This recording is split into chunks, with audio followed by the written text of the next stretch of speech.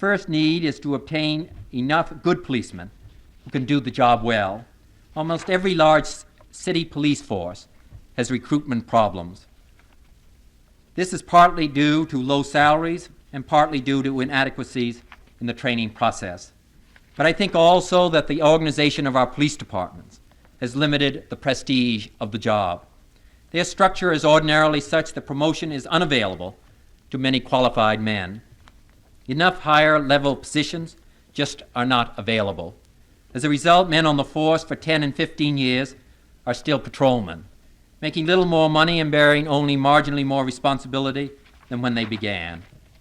Of course, we need increased training for the policemen we now have, but beyond this, we must explore a variety of ways to improve the status of police work.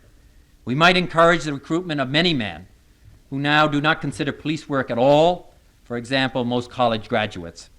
In order to draw from this broader spectrum, we might make an effort to recruit some proportion of patrolmen on a relatively short-term basis, say for 2, 3, or 4 years. Short-term service might well be encouraged by providing a specific draft exemption in return for a definite number of years of police service.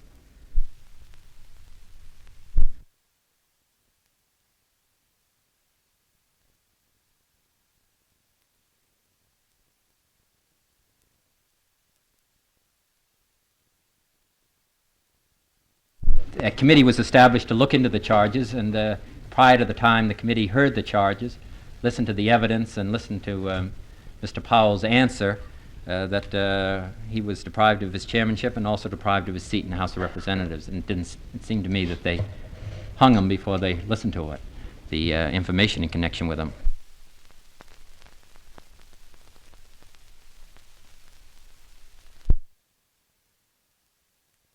That was it. I just want to say how happy I am to see all of you, and and that I hope that we meet again. Thank you very much.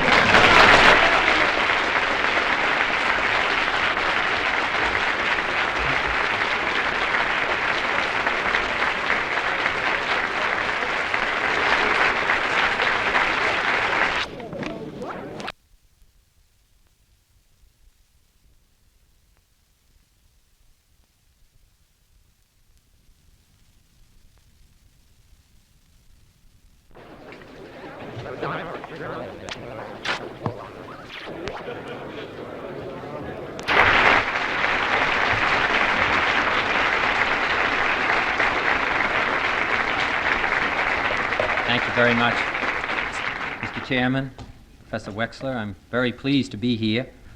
I'm very grateful for the kind introduction from Professor Wexler, who has such a distinguished career here at Columbia.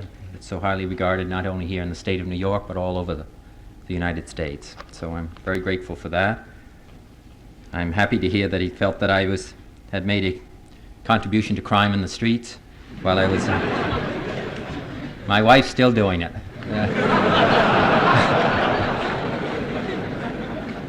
I brought her today. She said that she had such a nice experience 2 weeks ago with lawyers that she wanted to get closer to the law. On my side, I felt that she should know a little bit more about the law before she went out in public again. So I thought maybe a little bit would rub off here. So I'm delighted to have this opportunity to be with all of you. I was upstairs, and I can give all of you the assurance that you're not going to be asked about Shelley's rule in the examination, so there's no reason for you to spend any time in the library. I'm always very pleased to come back to a law school and to talk to law students. I think back upon my own career, how important that was in my later work. I think that you look ahead at what's in your own future, determining what you're going to do, and I just say that I think you have all kinds of possibilities ahead of you. As I say, I graduated from law school, and then I went to work in the Department of Justice, and almost immediately, and from then on. But that's what it's all about, and it's, I think, a matter of some significance that we think about some of these matters, and I think that frequently it's hard to make them perhaps as interesting as I would like to. So I'm going through this, and we'll have a question period at the end, but you might, if you have, my wife said she was going to step out for a while, so maybe you can have a talk outside. But anyway, here we go. So, St. Thomas Aquinas once said that freedom is willing obedience to law. There is, of course, no better way to start an argument in a law school than to put forth a simple statement which contains two words, such as freedom and law. But one of the principal issues facing our society today is just this simple relationship between law and freedom, and justice and order. And the subject matter of your classroom debates is also the center of political debate, the most pressing immediate concern for millions of individual Americans, a matter of literal life and death. For these people, that is, for the 70% of Americans who live in cities, freedom is threatened most of all by the spreading incidence of crime.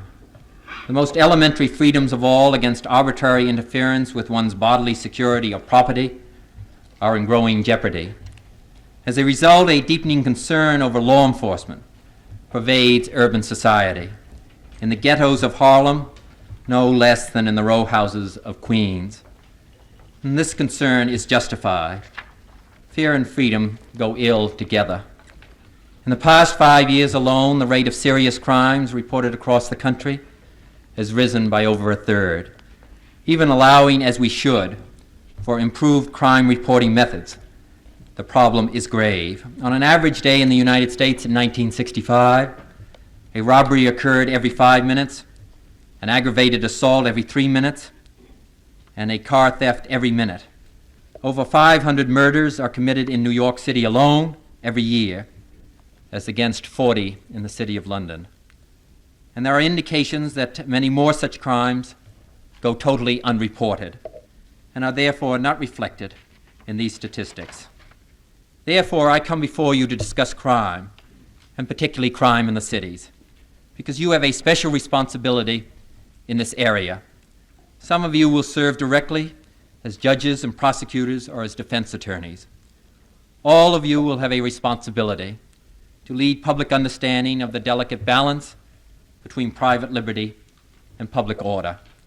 And most immediately, it will be your responsibility as lawyers to press for and participate in the revamping of a set of law enforcement processes, from arrest to trial to imprisonment, that has not been done fundamentally for over several decades.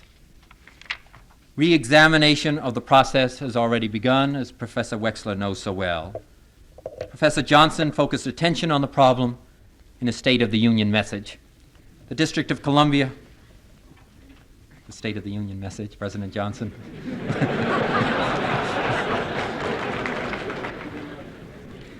And Barry Goldwater discussed it also.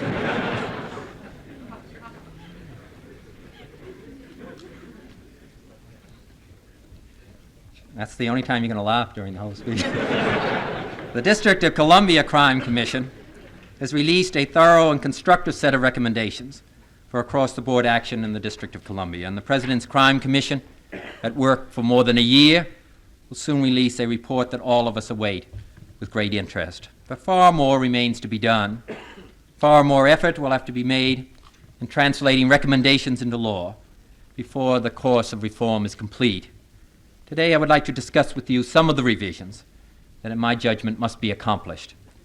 Before proceeding, I would like to make two fundamental observations. First, it is clear that reducing crime involves much more than reform of the law enforcement system. Over the long run, it involves the building of a society in which people do not want to, do not feel the need to, violate the law. A society where equal opportunity for all is a reality. A society where self-respect and self-esteem are not commodities reserved for the economically advantaged. And that effort, in turn, requires that we vastly multiply our efforts against poverty, for education, and for jobs, for fundamental justice in the economic and social relationships that exist between men. But the new order will not be with us for some time, and the longer the war in Vietnam persists, the longer that time will be. So immediate improvements in our law enforcement system are important. Second, an observation which must color our whole perspective. Crime is principally a problem of young people. In 1965, almost 3/4 of those arrested for serious crimes were between the ages of 13 to 29. Historically, increases in crime in this country have been closely related to increases in the size of the 13 to 29 age group. Our recent increases in crime rates are in direct proportion to the baby boom in recent years. And as the youth population continues to grow, we can expect a serious continued growth of crime in the next decade and beyond. Thus, our proposals must be shaped by that problem, by its character as a phenomenon of the teenager and of the young adult. I turn first to problems of police administration. The policeman is the law enforcement system's representative on the street, and his very presence, the extent to which he is in evidence at any time, can deeply affect the amount of crime that is committed. Thus, in Chicago, for example, putting more police cars into several high-crime precincts, even with only one man inside instead of two, significantly reduced crime rates. Here in New York, putting police on motor scooters in Central Park and Prospect Park in 1964 caused a 30% and a 40% drop in muggings in a few months' time. Police visibility is particularly important in deterring young people from committing crime. Claude Brown tells us that the young people of Harlem, who spend their lives on the streets, made their own rules and lived by their own codes. They did so because there was no other security, no other enforced set of rules. Adequate police presence on the streets is therefore no less fundamental than the social contact itself. It says to the young people, you can obtain security by making the law enforcement bargain. You can avoid the need for self-protective resort to the rules of the street by mutually agreeing to the rules of law. And it says also you cannot expect to succeed by making your own rules. Here then is a need which can be met only in one way, by putting more police on the streets. But the basic point remains sound. A draft exemption for policemen would express both the public's concern over the need